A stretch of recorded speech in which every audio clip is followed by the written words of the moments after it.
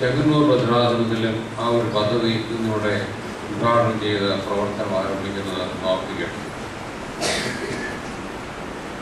ബഹുമാനപ്പെട്ട IP സാമച്ചന്റെ പ്രസംഗത്തിൽ ഒരു കാര്യം ഓർപ്പിച്ച് നിങ്ങൾ ശ്രദ്ധിച്ചു കാണുമായിരിക്കും.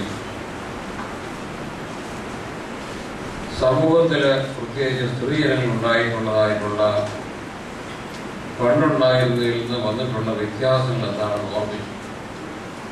ഞാൻ നല്ലവണ്ണം ഓർക്കുന്നുണ്ട്. എൻ്റെ വല്യമ്മച്ചി ഒരു മസ്യാമയായിരുന്നു. അവർ ജീവനോടിരുന്ന അവസരത്തിൽ ഞാൻ കൂടെ നിന്ന് താമസിച്ച ആ അവസരത്തിൽ കണ്ടിട്ടുള്ള കാര്യം, നെല്ല് കൊടുക്കാനായിട്ട് 10 പറ നെല്ല് ചെമ്പിനകത്ത് വെച്ച് ഏതെങ്കിലും ഒരു വശം താഴുന്ന സമയത്ത് തന്നെത്താനെ ആ വശം പൊക്കിക്കൊണ്ട് അടിയിൽ തോണ്ടെടുത്ത് വെക്കുന്നത് ഞാൻ കണ്ടിട്ടുണ്ട്. ഇന്ന് എത്ര പേർക്ക് 10 പറ നെല്ലിരിക്കുന്ന ചെമ്പത്ത് പൊക്കാൻ സാധിക്കും? ആരെങ്കിലും അത് കുടിപ്പിച്ച് കഴിഞ്ഞപ്പോഴെങ്കിൽ തൊണ്ടു വെച്ച് കൊടുക്കാൻ ആരോഗ്യപരമായിട്ടും വളരെയധികം താഴോട്ട് പോയിട്ടുണ്ട് എന്നുള്ളത് സത്യമാണ്. കാരണം നമ്മൾ പ്രകൃതിയുമായിട്ട് വളരെ അകന്നുള്ള ഒരു ജീവിതമാണ് ഇപ്പോൾ നയിക്കുന്നത്. നാം ജീവിക്കുന്ന ഈ ഭൂമിയുമായിട്ട് ബന്ധപ്പെടാതെയുള്ള ഒരു ജീവിതമാണ് നമ്മുടെ ഓരോരുത്തരുടെയും എന്നുള്ളതാണ് ആ ഒരു സത്യം.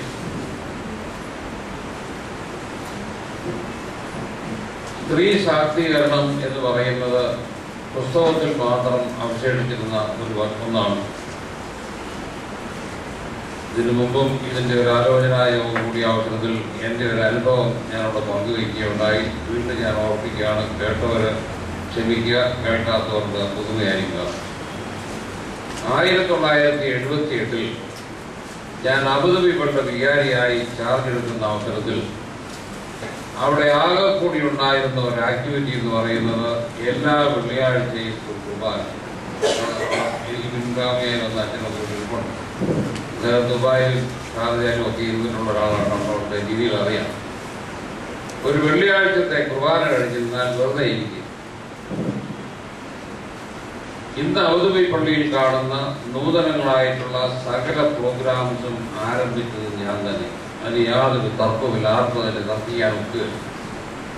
അങ്ങനെ ആരംഭിച്ച ഒരു സമിതിയായിരുന്നു, അല്ലെങ്കിൽ ഒരു സമാജമായിരുന്നു അവിടുത്തെ മർദ്ദമൊരു സമാജം.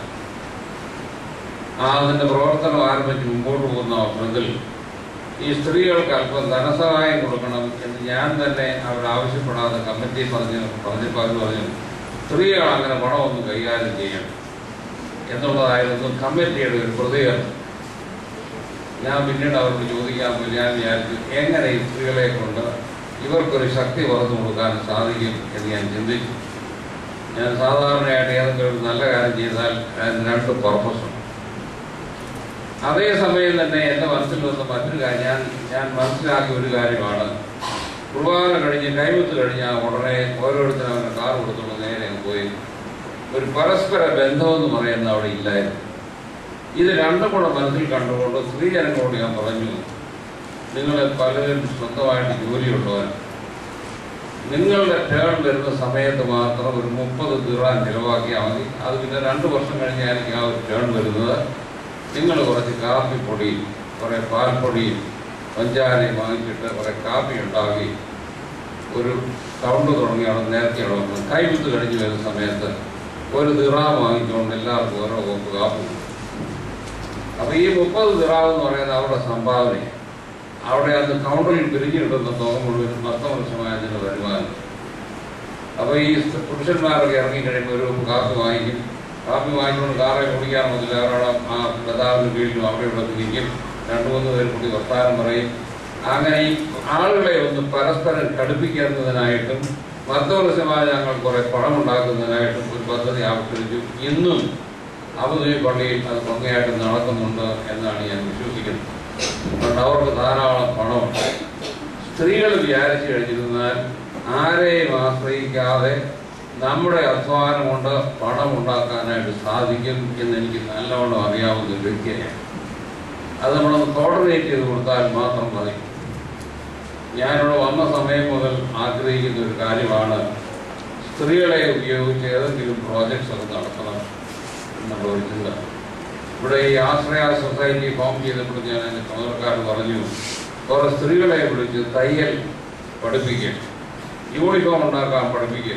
ആരോടും അനുവാദം ചോദിക്കാതെ അടൂർ തപോവൻ സ്കൂളിലെ യൂണിഫോം മുഴുവൻ കൊടുക്കാനുള്ള അധികാരം എനിക്കുണ്ട്.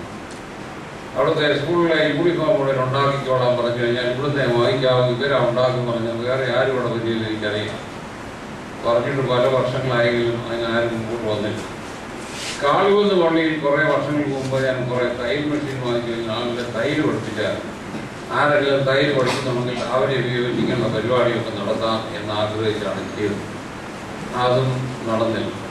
ഇപ്പോൾ ഏതായാലും 10 വർഷമായിട്ട് കേന്ദ്ര സമിതി തന്നെ ഇങ്ങനെയുള്ള ഒരു പദ്ധതിയെക്കുറിച്ച് ആവിഷ്കരിച്ച് മുമ്പോട്ട് വന്നതിൽ എനിക്ക് വളരെയധികം സന്തോഷമുണ്ട്. പക്ഷേ നമുക്ക് മുമ്പ് തന്നെ ഇവിടുത്തെ ഗവൺമെൻറ് കുടുംബശ്രീ എന്ന് പറയുന്ന ഒരു പദ്ധതിയുമായിട്ട് ഇന്ന് സമൂഹത്തിൽ വന്നു കഴിഞ്ഞു.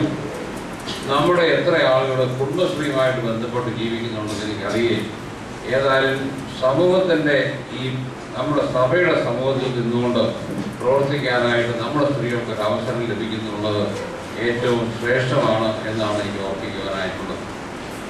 ഞാൻ കഴിഞ്ഞ മീറ്റിങ്ങിൽ പറഞ്ഞൊരു കാര്യം ഗുജറാത്തിലെ സ്ത്രീകളെ സംബന്ധിച്ചു. ഗുജറാത്തിലെ സ്ത്രീകളുടെ കഠിനാധ്വാനികളാണ്. കഴിഞ്ഞ ആഴ്ചയിൽ ഞാൻ ഗുജറാത്തിലായിരുന്നു, ഇന്നലെയാണ് പോകുന്നത്. തിരിഞ്ഞാൽ ഞാൻ ആനന്ദിൽ പോയിട്ട് തിരിച്ചു വരുന്ന അവസരത്തിൽ 3-4 സ്ത്രീകൾ വഴിയുടെ സൈഡിൽ നിന്നുകൊണ്ട് പുല്ല് ചെത്തി ചുമ്മിക്കൊണ്ട് അവർ വീട്ടിലോട്ട് പോകുന്നത് എൻ്റെ കൂടെ ഇരുന്ന് ഷിബുവച്ചനെ ഞാൻ കാണിച്ചു. ഞാൻ പറഞ്ഞു, ഈ പുല്ല് കൊണ്ടുപോയി അവർ എരുമയെ വളർത്തും. ഈ പാലെന്ന് പറയുന്നത് നാളെ രാവിലെ അവരുടെ സൊസൈറ്റിയിൽ കൊണ്ട് കൊടുക്കും. സൊസൈറ്റിയിൽ വരുന്ന അവസരത്തിൽ ഈ സ്ത്രീകൾ മുഴുവൻ ലൈനായിട്ട് നിന്ന റൂറൽ ഏരിയയാണ്, വില്ലേജാണ്, കുഗ്രാമമാണ്. അവിടുത്തെ സ്ത്രീകളും വളരെ ഡിസിപ്ലിൻഡായിട്ട് സൊസൈറ്റിയിൽ പെരുമാറുന്നത് ഞാൻ നേരിട്ട് കണ്ടുകൊണ്ടിരിക്കുന്നതാണ്. ഈ കഴിഞ്ഞ ആഴ്ചയിൽ ഞാൻ കണ്ട ഒരു കാര്യമാണ്. അതുകൊണ്ടാണ് അന്ന് ഞാൻ പറഞ്ഞു, ഇവിടുത്തെ സ്ത്രീ സമാജത്തിൽപ്പെട്ട ആരെങ്കിലും ഗുജറാത്തിൽ വരാമെന്നുണ്ടെങ്കിൽ ഞാൻ കൊണ്ട് ഇതെല്ലാം കാണിച്ച് അവിടെ വന്നാൽ ഞാൻ താമസിക്കാനുള്ള സൗകര്യത്തിനായിരിക്കും ദൈവത്തിൻ്റെ കാരണമുണ്ട് 2-3 കെട്ടിടങ്ങളും സ്കൂളുകളും ഒക്കെ ഉള്ളതുകൊണ്ട് എവിടെയെങ്കിലുമൊക്കെ താമസിപ്പിക്കാം. സൗകര്യമായിട്ട് ഇവിടുത്തെ സമയത്ത് അറിയിച്ചാൽ മതി, വേണ്ട ക്രമീകരണങ്ങൾ ചെയ്യുന്നതാണ്. നേരിട്ട് കണ്ടു കഴിഞ്ഞിരുന്നാൽ പല ആശയങ്ങളും ലഭിക്കാനായിട്ട് സാധിക്കും. ഗുജറാത്തിലെ സ്ത്രീകൾ മിക്കവാറും എല്ലാവരും ഹൗസ് വൈഫ് തന്നെയാണെങ്കിലും ആ വീടിൻ്റെ ഭരണം മുഴുവൻ അവരുടെ കയ്യിലായിരിക്കും. ആ വീടിൻ്റെ മുഴുവൻ ജാഗ്രത ഇവിടെ ഇങ്ങനെ പുറത്തിനുണ്ട്. അവരുടെ കയ്യിലാണ് സംഗതി. വീടിൻ്റെ ഭരണമെന്ന് പറയുന്നത് അവരാണ് അവിടുത്തെ ഭരണകർത്ത ഭർത്താവ് എന്ന് പറയുന്നത്. എന്നാൽ ഇവർ പോയി പുറത്തു വന്ന് പുരുഷന്മാർ പണവും കൊണ്ടുവന്നാൽ എല്ലാം അവരുടെ കൊടുക്കണം. ഭരണമിരിക്കുന്ന സ്ത്രീകളുടെ കയ്യിലാണ്. സ്ത്രീ ശാക്തീകരണത്തിന് ഏറ്റവും നല്ല ഉദാഹരണമായിട്ട് ഞാൻ കാണുന്നത് ഗുജറാത്തിലെ സ്ത്രീകളാണ്. എൻ്റെ വിദ്യാർത്ഥികളുടെ ചില വീടുകളൊക്കെ ചെല്ലുന്ന അവസരത്തിൽ ഞാൻ അകത്തൊക്കെ പോയി ഇവരുടെ കാര്യങ്ങളൊക്കെ കാണാനായിട്ട് എനിക്ക് അവസരം ലഭിച്ചിട്ടുണ്ട്. വളരെ കാര്യങ്ങൾ അവർക്ക് പഠിക്കേണ്ടതായിട്ടുണ്ടെന്നുള്ളതാണ് വിശ്വാസം. അതുകൊണ്ടാണ് ഞാൻ പറഞ്ഞത്, ആരെങ്കിലും എടുത്തുണ്ടെങ്കിൽ വേണ്ട ക്രമീകരണങ്ങളൊക്കെ ചെയ്യാമെന്ന് ഞാൻ പറഞ്ഞത്. അതുകൊണ്ട് തന്നെയാണ് ഇവിടെ നമ്മൾ 10 വർഷമായതിൻ്റെ ചുമതലയിൽ ഇങ്ങനെ ഒരു പ്രസ്ഥാനം തുടങ്ങുന്നു എന്നുള്ളതിൽ വളരെയധികം സന്തോഷിക്കുന്നുണ്ട്. തുമ്പോൾ ഭദ്രാസനമാണിത് കുടുംബശ്രീയുമായി ബന്ധപ്പെട്ട് ആദ്യമായിട്ട് തുടങ്ങിയെന്ന് പറയുന്നത് ശരി തന്നെയാണ്. പക്ഷേ ഒരിക്കൽ തുടങ്ങി വെച്ച് കഴിഞ്ഞിരുന്നാൽ അതിൻ്റെ മുൻപന്തിയിൽ നിൽക്കണമെന്നുള്ളതാണ് എൻ്റെ ആഗ്രഹം. നമ്മുടെ ഭദ്രാസനം ഈ കാര്യത്തിൽ സഭയിലെ തന്നെ മുമ്പിലാകണം എന്നുള്ളതാണ് എൻ്റെ ഒരു ആഗ്രഹം. അത് ഞാൻ ആദ്യമേ തന്നെ അറിയിക്കുകയാണ്. ഏറ്റെടുത്തിരിക്കുന്ന ചുമതലകൾ ഏറ്റവും ഭംഗിയായിട്ട് മറ്റുള്ളവർക്ക് മാതൃകയായിട്ട് ചെയ്യുന്നതിനായിട്ട് നമുക്ക് കഴിയണം എന്ന് ഞാൻ ഓർപ്പിക്കണം. നമ്മുടെ NGOCS എന്ന് പറയുന്നത് പണ്ട് കോളേജുകൾക്ക് മാത്രമായിരുന്നു. ഏതാനും വർഷങ്ങൾക്ക് മുമ്പ് അവർ തീരുമാനിച്ചു ഇടവതലത്തിൽ NGOCS പ്രവർത്തിക്കാനായിട്ടുള്ള ഒരു അനുവാദം